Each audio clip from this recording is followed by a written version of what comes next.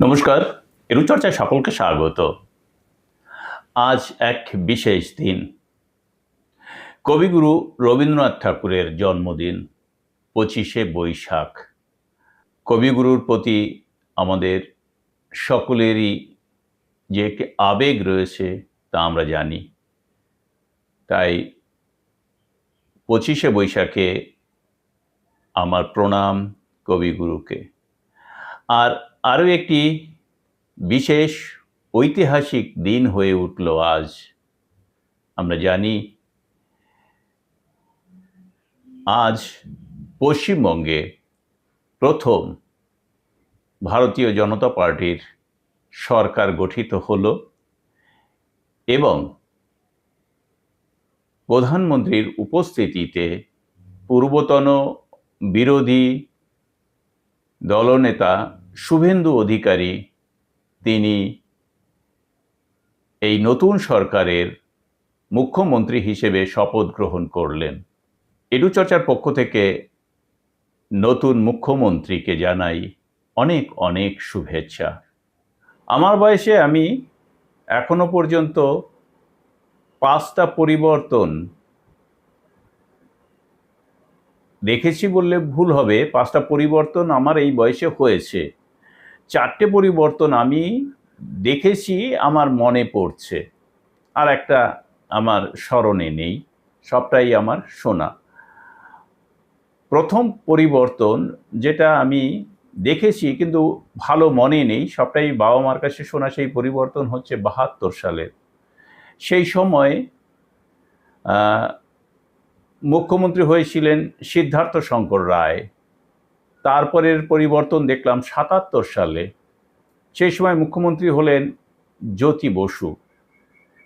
এরপরে আমি আবার দেখলাম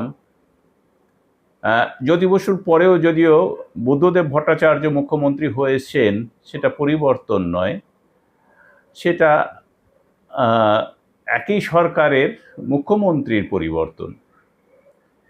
তারপরে দেখলাম 2011 সালে পরিবর্তন, সেটি মমতা বন্দ্যোপাধ্যায় মুখ্যমন্ত্রী হলেন। আর তারপরেই দেখলাম এবার শুভেন্দু অধিকারী মুখ্যমন্ত্রী হলেন বা পশ্চিমবঙ্গের দায়িত্ব গ্রহণ করলেন। তো সেই যে দেখা আমার, সেখান থেকে এখনো পর্যন্ত, মানে সেই সময় থেকে এই সময় পর্যন্ত, সেই সময়ের যে অনুভূতি সেটি আমার ভেতরে আজ যেন জেগে উঠেছে।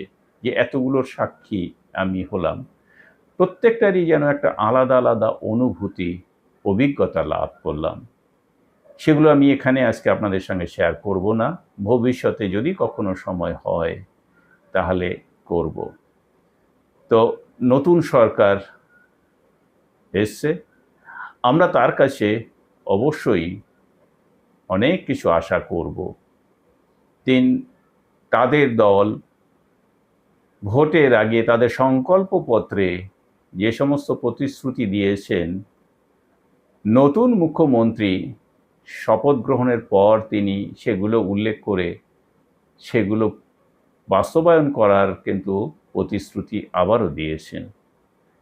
তা সেক্ষেত্রে আমরা আশা করতেই পারি যে সমস্ত বঞ্চিত শিক্ষক, কর্মী, যে সমস্ত নির্যাতিত মানুষ রয়েছেন,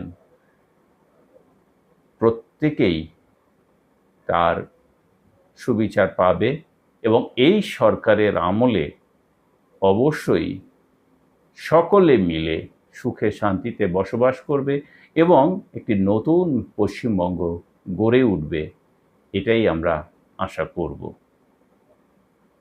যাই হোক, সমস্তটাই আমরা সময়ের ওপর ছেড়ে দিচ্ছি।